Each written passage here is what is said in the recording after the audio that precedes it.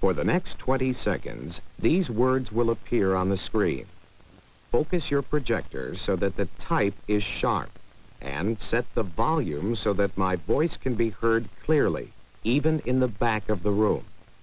Next, you'll see a series of numbers descending from 8 to 2. Then the screen will go black. Shut off your projector.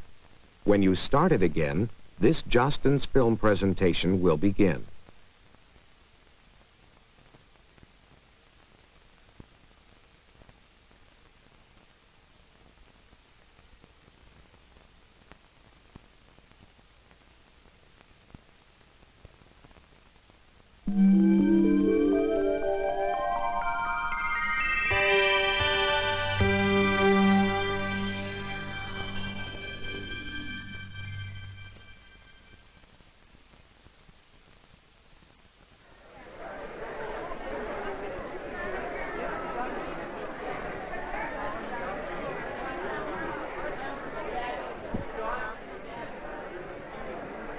Here we go.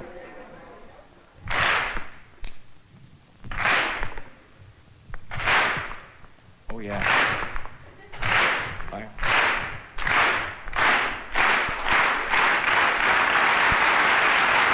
Oh! Good! Graduation night, we were all sitting over at Hallenbeck Hall. And we're sitting in our caps and gowns, just excited, the whole class, just sitting there together. And the superintendent of schools got up to give a commencement address. And remember, it seemed like he was an older gentleman at the time. And he stood in front of us, and I'll never forget what he said. He came up and...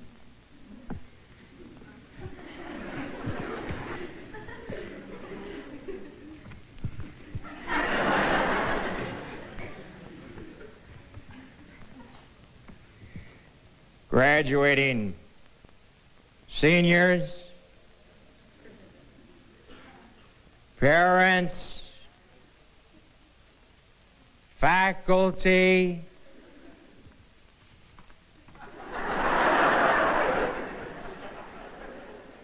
honored guests, the high school years are the greatest days of your life. I'd like to repeat that. And I thought about the things I'd been involved in, the things I did. And they were pretty good years, neat moments. But I thought, hopefully, if all goes well beyond tonight, after I get my diploma, if all goes well beyond tonight, I'm going to be living for about another 50 years yet. And if these have been the absolute greatest days of my life, there's not a whole heck of a lot to look forward to. It's going to be an awful long 50 years. I thought, well, I've been through the best. Why not just count up on my graduation money, spend it, have a good time, and blow myself up? Because there's nothing to look forward to.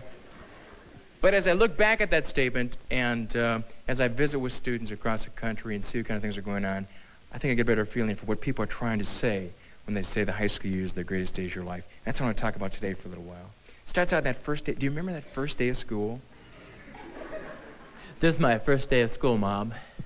And I'm really excited, too. Really am. She says, I know, and you're to be a doctor, aren't you? Really am, Mom. Really am. Yeah. And pretty soon, through all this excitement, this huge 57-passenger school bus comes rolling up, lights are flashing, stop sign comes out, a door magically opens up, big fat school bus driver says, get in, kid, and shut up. Little guy panics, Mom, Please. Don't put me on the bus. I promise I'll do anything. Promise I won't shove noodles up my nose anymore. please. And the mother is just, no, you have to go to school and be educated. Go. And she gives him a push, and he trips into the bus. And as the bus pulls away, she looks to see him, and there he is in the back window going. And the tears are coming down. And then you walk into school, and you've got all your new equipment right here. And you find out right away, whether you didn't know it, whether you're a rich kid or a poor kid, just by the kind of equipment that you brought to school. The papers and the pencils and the rulers and the crayons. See, I came to school with a box of 5 crayons, 2 of them broken in the middle, that my mom got on sale somewhere for 7 cents. Thanks, Mom. And I had to sit next to this girl, shoebox size of Crayolas, 9,000 colors, little electric sharpener in the back, with extension cord. I have 17 different colors of orange. I don't even have orange. and you felt bad right away. And then after you've been in school for a little while, you start to understand some of the systems and some of the things that are happening, and you find out that every now and then they bring in these wonderful people, and they replace the teacher, and they're called substitute teachers. Yeah. Isn't it fun? First thing that happens when a sub walks in the room, you turn to a friend and say, let's switch names. You take Mark, I'll take Mary, okay? And some of my favorite people in school, I loved them, were the school cooks. Yeah? Don't you love school cooks? Short little chubby ladies about 4 feet tall. Hey, want some more goulash? Next time, when I put it in the tray. You know what my favorite thing about high school, though, has got to be high school romance. You know that? I love high school. You go, what romance? Your time will come, dear. Making that first phone call, that has got to be one of the most frightening things to do, is to make that first phone call. It's scary, because a guy will go up to a girl at lunchtime and get her phone number and go home that night, wait till about 9:30, so, kind of dark outside. Put some music on the radio, sounds cool in the background, I'm hip, yeah. Work on a voice to say hello. It doesn't come naturally. It's practiced on for quite a while. Hello? Hi there. Hey. Yeah, I like that. Dial that magic number. Yeah.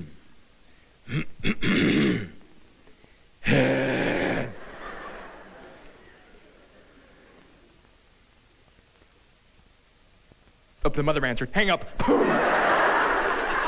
Oh, that was close. When you finally hang on long enough, who do you usually get but little brothers or little sisters?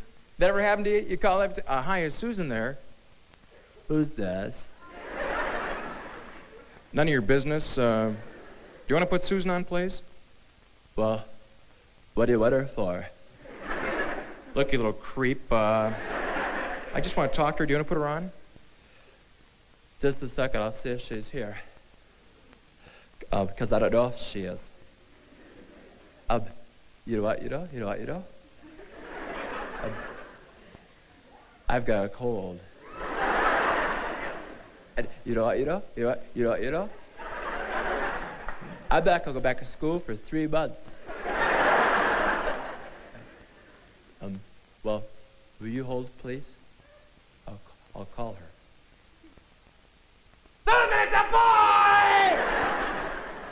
Or the worst thing that ever happened is I going out for a girl for about 2 or 3 months. Everything was just going fine and dandy. We were having the greatest times. The music was playing in the background. It was probably because we had radios going on an awful lot, but it was just all excited. I called her up. Not only did she have a couple of little brothers and sisters in the house, but she also had a couple of extension phones hidden here and there throughout the house. And I made the mistake of calling up and sitting in the dark. Whenever you sit in the dark, you always tend to be more romantic. And I sat in there and said, I really love you, Then all of a sudden I heard this click. Yes. And you go over to the house the next day, and there you see little brother lined up with all of his neighborhood friends. Oh, you love her, you love her.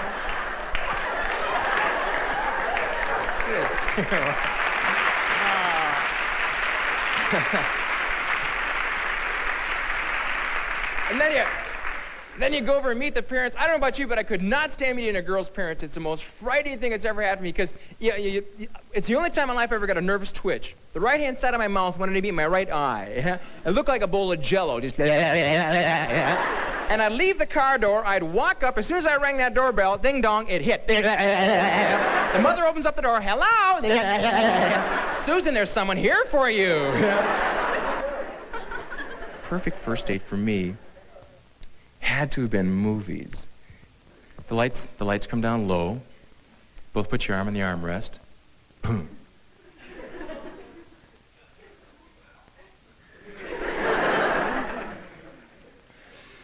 we're touching arms. We're really touching arms. Oh, I think I'm in love. Try to put your arm around a girl. Honest to goodness, it's really after me. Paramount Theater in St. Cloud. First time I tried to put my arm around a girl, gave her a bloody nose. Oh. Right there, yeah. The people behind us were saying, did you see that? You know? And the girls, the blood is coming down. Are you okay? Are you all right? No, I'm fine. I'm okay. Just don't hit me again. Will you, Bruno? You know. My favorite night of the year has got to be a graduation night. I love graduation night. What a special time that is. That's when a class is just so together, and there's such a unity in the school, and a lot of magic happens. It's so neat to see, especially when you see these big guys who are in their caps and gowns, and they're just graduating. They've got that diploma, and it feels like an Olympic gold medal to them, and you can see them every time, and they'll come up and they'll go, Dad, get the camera, will you? I'll get a picture over here. Mom? Come here, Mom. Come here, Mom. I'm not going to hurt you. Come here. Come here. Get a picture of us on graduation night. Remember that first day of school? When you pushed me on the bus? Still got the scar right here.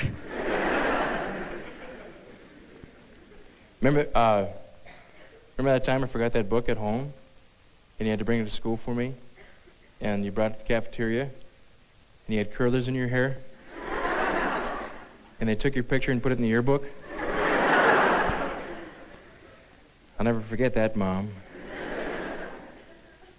Remember when I went out for homecoming? I got that dent in the car, and you let Dad think that you were the one that did it? Well, you've done a lot for me, Mom, and you got me through school, and I love you, Mom. I really do. Yeah. Smile. Right? Mothers are so beautiful. Mothers just melt. They just. I'll go on.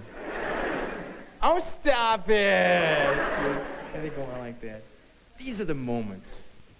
These are the moments that people are talking about. When they say that the high school years are the greatest days of your life, I think that's what they're talking about. Because hopefully each year, you grow in a way where your life is richer, where you have some magical things happening to you, that each year gets better for you. But we'll have to say one thing about the high school years. They are the greatest days of your life so far. And the high school years have such moments in them that no matter how old you get to be, they keep coming back just alive and fresh and well. Moments of those true friendships, moments of the first romance, moments of the special teachers that have had an impact on your life, moments of the feeling of belonging to this school. But some people, they pass them up. And I didn't understand it when I was in high school, and I didn't understand it until recently, why people pass up on such moments and don't take an active part in them, until I took a walk back into a first grade classroom this last fall. And let me tell you, before you graduate, you've got to go back into a first grade classroom and take a look. And do you know that we were all the smartest student in the class back in first grade? You remember how we used to raise our hands up? They'd say, what's the answer number one? And those hands used to just come up, and we would just get all wiggly and just go all over the place, and they'd fall out of the desk, and they'd get back in, And we thought we were on a game show going for the Amana refrigerator freezer. Oh, please call me, please. Oh, please call me. And the teacher would just sit there and tire us out for about 5 minutes, And finally say, yes, Mark, what's the answer? Oh, it's 15. And she'd say, oh, I'm sorry, that's wrong. And so the whole class behind us would go, ha, ha, ha, ha, ha. Sharon Brock's a dummy, Sharon Brock's a dummy. And it kind of hurt, and as we kind of slid back into our desk, it kind of hurt, and but then about third grade, that hand was more like this, you see. And about seventh grade, it was right here. And freshman year, it's about like this. And by the time you get to be a senior, it's, man, no way am I going to put my hand up in the air. I've been through that game too many times. And that's what happens to us. Or to that girl who goes to the dance for the first time, and she's a freshman or she's a sophomore, and she's a pretty girl. And she's standing over here by the dance. She's saying she'd like to dance, but a guy comes over and he says, do you want to dance? And she says, well, I'd love to, but I'd like to kind of wait till there's maybe more people on the dance floor. Well, rather listening to what she said, he takes that as a form of rejection. The way we protect ourselves in high school is with put-downs. He's going to protect himself, so he says something like, Hey, that's okay. I mean, you're ugly anyway, you know? And he goes back over to his friends, and he's a big man. They all laugh at that line, and they kind of joke about it. And you go back down to the girl, and she's put so far down, it's just tough to get back up again. And that type of feeling has happened to every single one of us in this room. And what happens to a lot of people is that they tend to put up this shell. They put this shell up that says, look, if I don't take any risks, if I don't get too involved, if I hold back a little bit, I can't make any mistakes, I can't get laughed at, and I can't get hurt. And they start with that shell their freshman year, their sophomore year, their junior year. The time they get to be seniors, it gets pretty thick, and they don't get hurt until about a week after they graduate. Boy, what a moment that is. But a week after you graduate, when you're looking forward to what you're not too sure about, and you look back at these high school years, and the people who have used that shell see how empty it was. That, yeah, they didn't get hurt, but they didn't experience any of the great joy of the high school years either. And they find out that that shell was more of a prison than a fortress. These are the moments to take some risks to belong, to create that belonging feeling in this school. And some of you sitting out there, and some people who sit and listen say, well, you know, look, I'm only a freshman, or I'm only a sophomore or junior. As soon as I get to be a senior, that's when I'm going to get more involved. That's when I'm going to create a better feeling. That's when I'm really going to get crazy, because people look up to seniors. People admire us. Hey, as soon as I can just graduate. I've been stereotyped at this school. People only see me as this kind of person. As soon as I can graduate, that's when I can really be the kind of person that I really want to be. And hey, as soon as I can just move away from home and get that first job. If I can only move away from home, get away from my parents, start making my own money, hey, as soon as I can just get that next promotion and move away, I am going to do so well because I'll do what I want to do. I can just live out my dreams. Hey, as soon as I could just retire. If I could only retire. I've been too busy in the past to get involved. I haven't been able to travel as much as I want to. I can start to do the kind of things that I really, hey, as soon as I'm dead.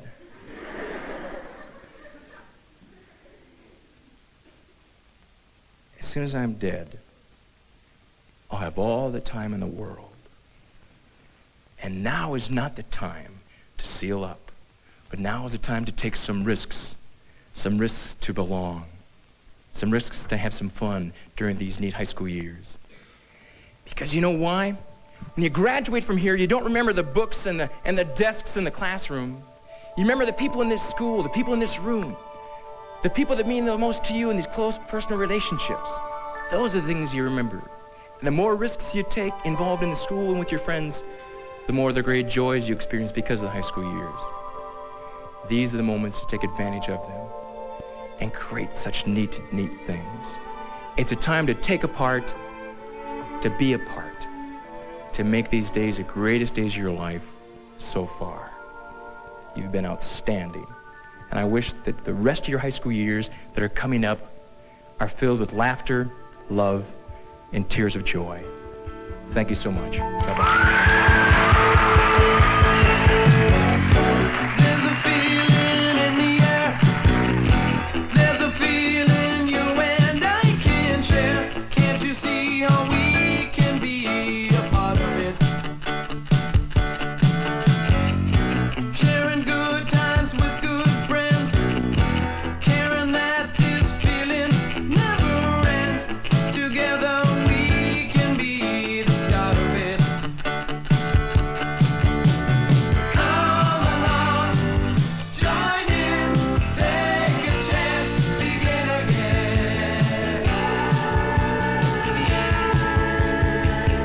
Making sure these are the greatest days.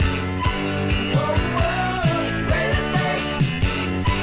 Whoa, whoa, greatest days of my life so far.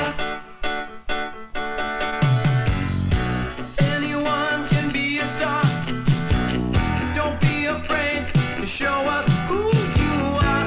There is no limit to what we can be. There's